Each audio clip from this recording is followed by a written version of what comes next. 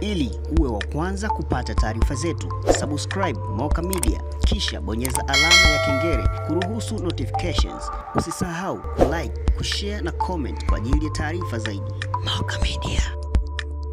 Jeshi la Polisi mkoa wa Ruvuma kupitia operation na misako inayoendelea kufanyika tarehe 11 Aprili 2025 majira ya saa 12 jioni katika mtaa wa Matalawe manispaa ya Songea ilifanikiwa kuwakamata watuhumiwa waliokuwa wakitafutwa kwa makosa ya kuhujumu miundombinu ya maji na umeme.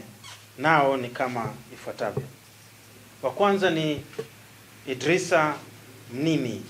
Huyu ana miaka 21, mkazi wa Matalawe Songea, na Ramadhan Athmani Karumbu.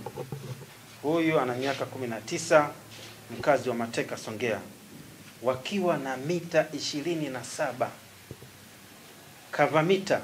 Hizi mita ni za maji.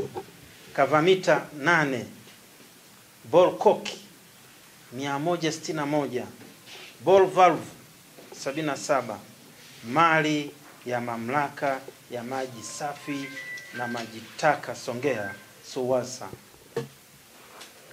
Pamoja na hilo pia tuliwakuta wakiwa na nyaya za umeme hizi zenye kopa vipande 65, mali ya shirika la umeme TANESCO mkoa wa Ruvuma. Kwa kipindi cha muda mrefu sana tumekuwa tukipata changamoto kubwa sana ya janga la wizi wa mita na vifaa mbalimbali vya tunavyovitumia kusambaza maji.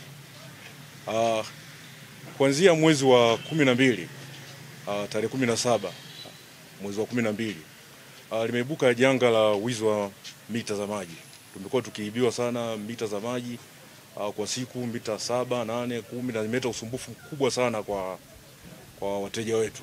Mpaka sasa mita ambazo zimeibiwa ni takribani mita 185, ambazo ukichukua usumbufu wote ambao tumepata, wateja kukosa maji na miundombinu mbalimbali, kwa muda mfupi tumepoteza kiwango cha kama milioni 50 hivi.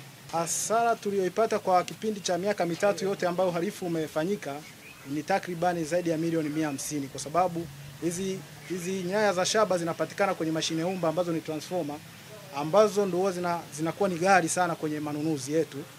Pamoja na hivyo kuna hasara zingine ambazo wanazisababisha, kwa sababu kuna waya ambazo huwa zinawekwa kwenye hiyo mashine umba kuhakikisha zile mashine umba zinafanya kazi kwenye ubora wake, lakini vinavyoondolewa hizo nyaya zinapelekea miundombinu hiyo kuharibiwa na vifaa na zile natural disaster ambazo ni kama radi. Ili uwe wa kwanza kupata taarifa zetu, subscribe Moka Media kisha bonyeza alama ya kengele kuruhusu notifications. Usisahau like, kushare na comment kwa ajili ya taarifa zaidi. Moka Media.